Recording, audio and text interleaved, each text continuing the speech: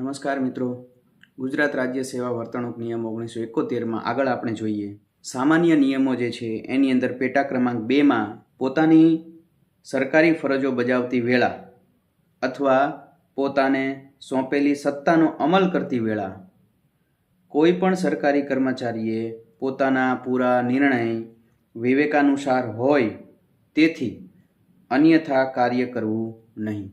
એટલે કે જ્યારે કોઈ સરકારી કર્મચારીને કોઈ ફરજ બજાવવાની આવે છે અથવા તો નિર્ણયો લેવાના થતા હોય છે ત્યારે તેણે હંમેશા વિવેકાનુસાર વિવેકાધીન જ નિર્ણયો લેવાના હોય છે।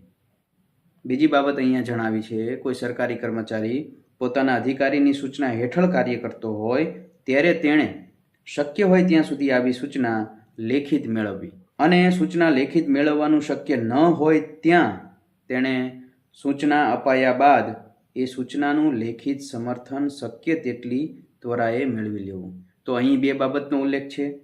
જ્યારે પોતે ફરજ બજાવવાની થાય છે ત્યારે હંમેશા વિવેકાનુસાર જ કામગીરી કરશે અને જે કોઈ પણ સૂચના એને કામગીરીની મળે છે તો એનું લેખિત સમર્થન એણે પ્રાપ્ત કરી લેવું જોઈએ। આ બે બાબતો ખૂબ અગત્યની છે। ખૂબ ખૂબ આભાર।